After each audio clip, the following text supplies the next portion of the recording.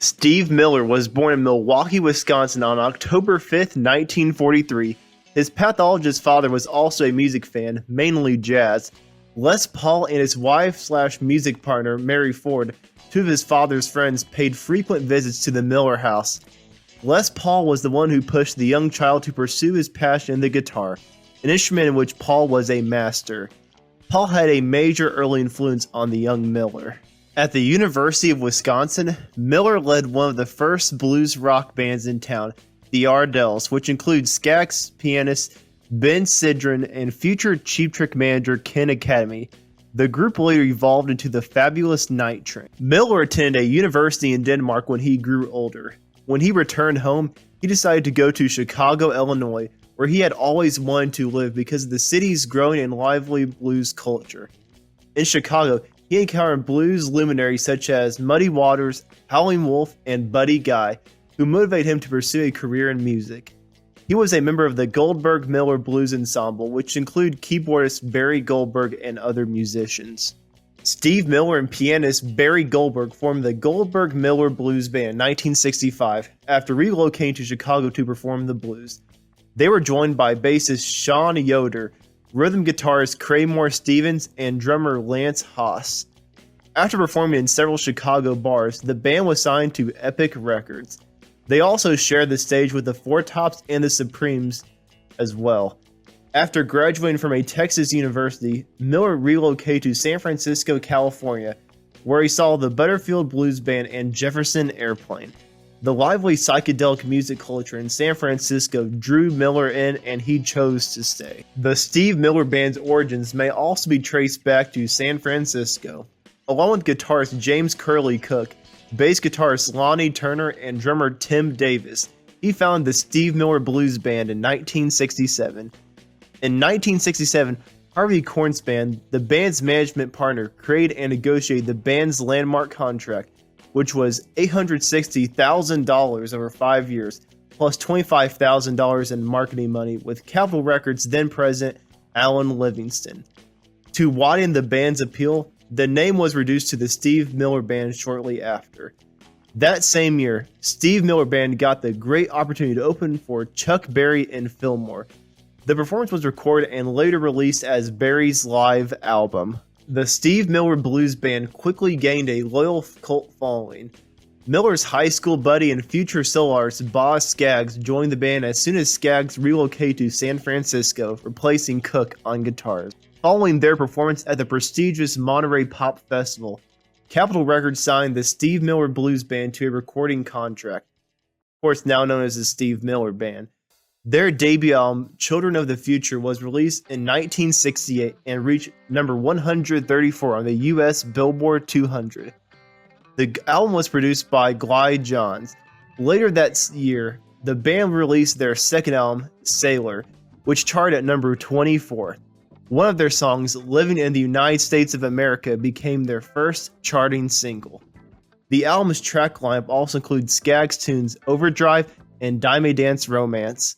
Skaggs' final performance with the band would also be on the record. Their third album, Brave New World, from 1969 increased their popularity. It reached a high rank of number 22, while Your Saving Grace from 1969 fell to number 38. Their fifth studio album, number 5, was released in 1970, and one of its songs, Going to the Country, went to number 69 on the Hot 100. Miller was engaged in a car accident in 1971 and fractured a neck as a result of it. He then acquired hepatitis, and his lengthy recovery kept him out of the spotlight for a long period. Rock Love, a compilation of previously unreleased live performances and studio recordings, was published by Capitol Records. This is one of only 2 Steve Miller Band albums that has not been published on CD. Anthology was released in 1972. Steve Miller rejoined his band in 1973, and they recorded another LP, The Joker, which became the band's breakout album. It was the time at which the band moved away from their psychedelic rock beginnings to create melodic blues-tinged rock. The album's popularity was built around the title tune, which was also released as a single. That same year, The Joker topped the Billboard Hot 100, while another single, Your Cash Ain't Nothing But Trash, peaked at number 51. The Joker became the Steve Miller Band's first platinum certified record. The highly acclaimed and financially successful Fly Like an Eagle by the Steve Miller Band was released in 1976. It went multi-platinum in the United States and Canada and became the band's best-selling studio album to date. The album's two hits, Rockin' Me and the title tune, helped it reach number 3 on the Billboard 200. The songs Rockin' Me and Fly Like an Eagle earned the band their first number 1 hit, while Fly Like an Eagle reached number 2 on the Hot 100. Miller attributes the guitar beginning to Rockin' Me as a homage to Free's iconic song All Right Now from the early 1970s, and Take the Money and Run peaked at number 11 on the Billboard Hot 100. The Steve Miller Band's next album, Book of Dreams, was released in 1977.